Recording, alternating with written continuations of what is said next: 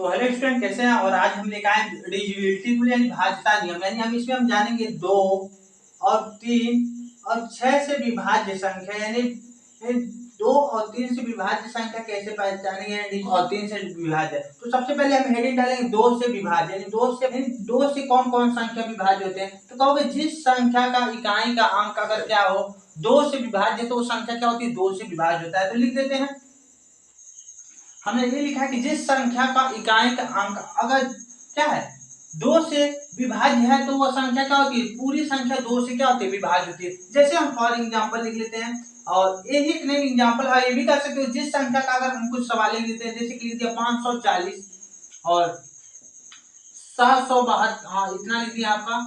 कुछ संख्याएं लिख देते हैं उसी प्रकार, और यहाँ पर भी लिख देते हैं। और तो बताइए इसमें कौन 2 से डिविजिबल संख्या है, तो कैसे पहचानोगे। क्या है, जिस संख्या का इकाई का अंक। अब जानते हैं कि आपका क्या होता है इकाई अंक, क्या होता है इकाई अंक, क्या होता है इकाई अंक।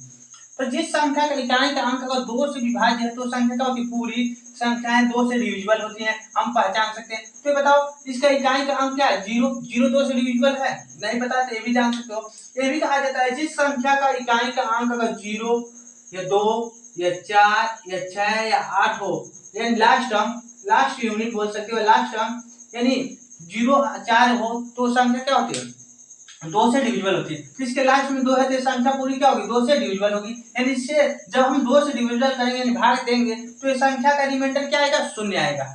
देख करके भी बता देंगे। यहाँ पर 3 है, तो ये भी क्या है, कहोगे ये संख्या डिविजिबल है, कहोगे नहीं ये है, यानी इसके लास्ट में क्या है 6।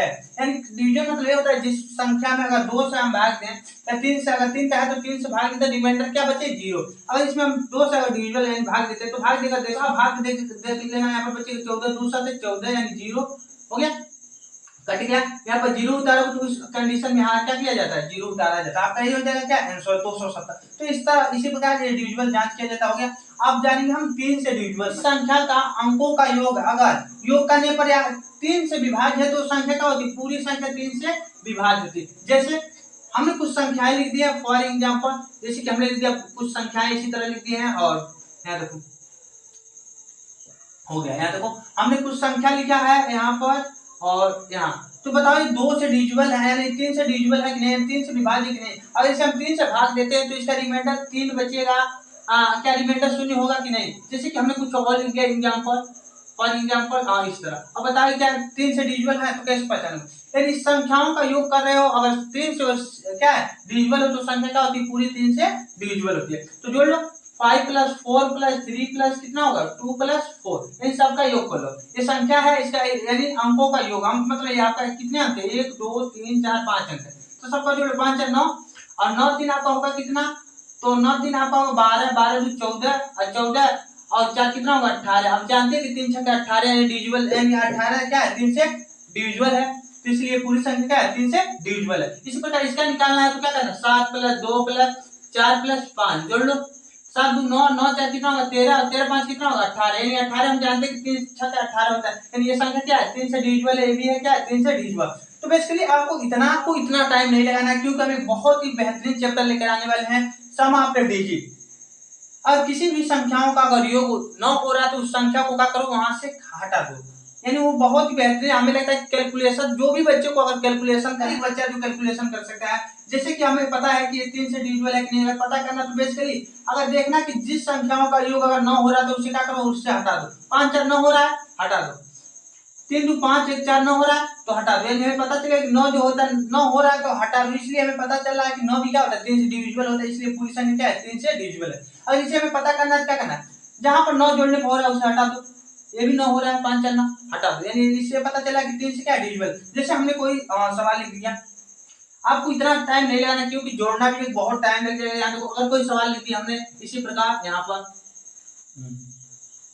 चार, बताओ ये 2 से डिविजिबल 3 से डिविजिबल है यानी 3 से विभाज्य है, तो कहोगे सर हाँ है। 7 2 9 और 9 4 नहीं, यानी 4 में 4 3 से डिविजिबल है नहीं, कहोगे नहीं है। अगर इसी प्रकार हमने कुछ एग्जांपल और रख दिया 9, जैसे कि हमने रख दिया 9 और 8 और 1 4 और यहाँ पर 5 लिख दिया। अब बताओ ये 2 से डिविजिबल है 3 से है, तो कहोगे देखते ही इसका आंसर बताना। क्या करना है, हम जानते हैं कि 9 डिविजिबल होता है, तो किसी भी संख्याओं को जोड़कर 9 बनाओ तो 9 है, गायब कर दो। 8 एक 9 होगा, 5 4 9, यानी कहोगे सर जो है 3 से क्या है डिविजिबल, हम तुरंत बता सकते हैं इसका आंसर। और सम ऑफ डिजिट हमें लगता है कि बहुत बड़ा कारगर साबित होगा वो आंसर चौथा जो जल्द ही लेकर आने वाले हैं।